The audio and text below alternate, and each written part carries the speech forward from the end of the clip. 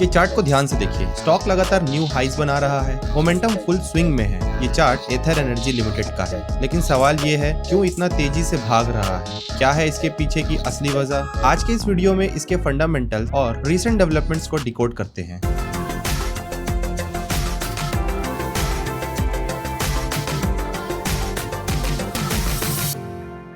एथर energy limited एक leading Indian electric two wheeler manufacturer है, जिसका हेडक्वार्टर बेंगलुरु कर्नाटक में है। ये कंपनी 2013 में स्टार्ट हुई थी तरुण मेहता और स्वप्निल जैन के द्वारा। दोनों IIT मद्रास के इंजीनियरिंग ग्रेजुएट्स हैं। एथर ने इंडिया की इलेक्ट्रिक मोबिलिटी रिवोल्यूशन में एक पायनर का रोल प्ले किया है। कंपनी का मिशन है इंडिया में एक क्लीनर, स्मार्टर और ज्यादा कनेक्टेड फ्यूचर क्रिएट करना, स्पेशली अर्बन ट्रांसपोर्टेशन के लिए।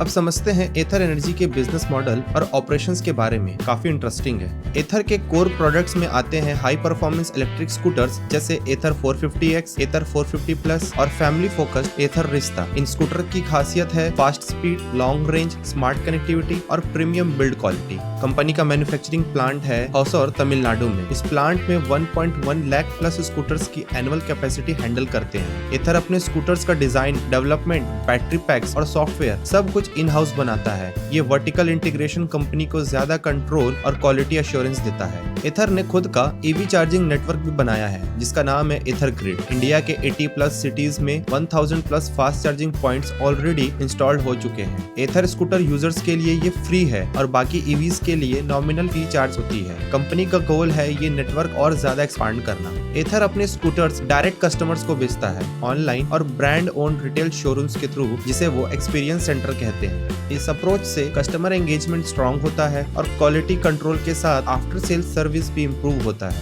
अब समझते हैं की इन्वेस्टर्स, कौन कौन लगा रहा है पैसा एथर एनर्जी में। सबसे बड़ा नाम जो एथर के इन्वेस्टर्स लिस्ट में है, हीरो मोटर कॉर्प। हीरो मोटर कॉर्प एथर का मेजर स्टेक होल्डर है, मतलब उनका इन्वेस्टमेंट काफी सिग्निफिकेंट है। इसके अलावा कुछ और बड़े इन्वेस्टर्स भी एथर में स्टेक ले चुके हैं, जैसे टाइगर ग्लोबल, एक globally known investment firm. Flipkart के फाउंडर्स बिन्नी बंसल ने एथर में इन्वेस्ट किया हुआ है। NIIFL यानी national investment and infrastructure fund limited, जो एक गवर्नमेंट बैक इन्वेस्टर है। और भी कई वेंचर कैपिटलिस्ट फंड एथर में अर्ली से स्टेक बना चुके हैं। ये सब इन्वेस्टर्स का इंटरेस्ट क्लियरली दिखाता है कि एथर एनर्जी इलेक्ट्रिक मोबिलिटी स्पेस में एक स्ट्रॉन्ग ग्रोथ स्टोरी है। चलिए अब हम कंपनी के फाइनेंशियल स्टेटमेंट्स को थोड़ा डिटेल में समझते हैं। मार्केट कैप है ₹15,846 करोड़। इसका मतलब है कि मार्केट में लोग कंपनी का इतना टोटल वैल्यूएशन मान रहे हैं। करंट प्राइस रिकॉर्डिंग के टाइम पे ₹425 पर शेयर है। बुक वैल्यू और price to book value data available नहीं है। डेट ₹619 करोड़ का है और डेट टू इक्विटी 1.26। इसका मतलब है कि कंपनी के ऊपर डेट काफी हाई है as compare to equity. Cash equivalent ₹370 crore, मतलब शॉर्ट टर्म लिक्विडिटी ठीक ठाक है, लेकिन करंट रेशियो 0.99 और क्विक रेशियो 0.78 दोनों ही 1 से कम है, जो लिक्विडिटी प्रेशर का सिग्नल देता है। नेट प्रॉफिट मार्जिन पिछले साल -36% था और लेटेस्ट क्वार्टर में इम्प्रूव होकर के -27.60% हुआ है। अभी भी लॉस में है, लेकिन लॉस का परसेंट थोड़ा कम हुआ है। EPS -28 यानी हर शेयर पे कंपनी को अभी भी लॉस हो रहा है। PEG रेशियो और ग्रोथ परसेंट का डेटा अवेलेबल नहीं है। ROE -156%, ROCE -71.10%, ROA -40.50% और ROIC -98%। ये सब नेगेटिव है, जो बताता है कि अभी रिटर्न्स इन्वेस्टर्स के लिए नेगेटिव डायरेक्शन में जा रहे हैं। इसका मतलब सिंपल शब्दों में कंपनी अभी ग्रोथ के इनिशियल फेज में है। हेवी इन्वेस्टमेंट हो रहा है R&D में, इंफ्रास्ट्रक्चर और इकोसिस्टम बिल्ड करने में, लेकिन अभी प्रॉफिटेबिलिटी काफी दूर है। लॉसेस कम हो रहे हैं, लेकिन अभी भी काफी काम बाकी है। दोस्तों चलिए अब देखते हैं कि पिछले कुछ सालों में कंपनी का परफॉर्मेंस कैसा रहा है। टोटल इनकम मार्च 2020 में 48 करोड़ था, जो मार्च 2025 में 2305 करोड़ हो गया, यानी एवरेज ग्रोथ रेट आई है लगभग 163.91% पर ईयर।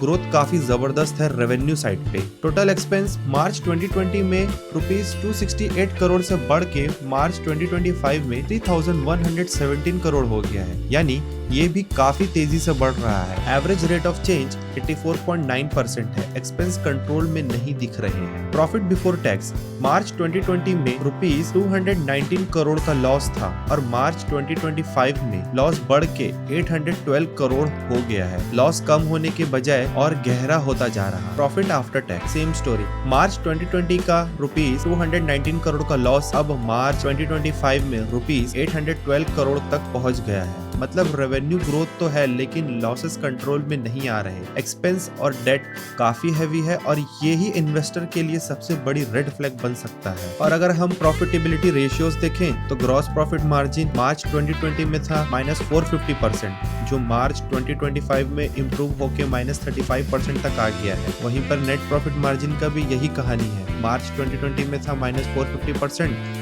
और 2025 में -35%। मतलब लॉसेस अभी भी हैं लेकिन परसेंट टर्म में काफी इंप्रूवमेंट हुआ है, जो दिखाता है कि कंपनी अपने लॉसेस कंट्रोल करने की डायरेक्शन में काम कर रहा है। अब चलते हैं बैलेंस शीट के कुछ की हाइलाइट्स पर। ट्रेड रिसीवेबल मार्च 2020 में 0 करोड़ था, जो मार्च 2025 तक बढ़कर 1.6 करोड़ हो गया है। मतलब सेल्स के अगेंस्ट आउटस्टैंडिंग पैसा बहुत कंट्रोल्ड है, हेल्दी साइन है। इन्वेंट्रीज मार्च 2020 में 17.7 करोड़ से मार्च 2024 तक 257 करोड़ तक स्पाइक हुआ, लेकिन मार्च 2025 में घटते हुए रुपीज 116 करोड़ पे आ गया है। यानी कंपनी ने स्टॉक लेवल ऑप्टिमाइज किया, जो वर्किंग कैपिटल मैनेजमेंट के लिए बहुत अच्छा है। कैश एंड कैश इक्विवेलेंट मार्च 2020 में 21 करोड़ से मार्च 2025 में 227 करोड़ तक massive jump. Strong liquidity position, मतलब शॉर्ट टर्म ऑब्लिगेशन आसानी से कवर हो सकता है। रिजर्व्स मार्च 2020 में 250 करोड़ था, जो बढ़ के मार्च 2024 में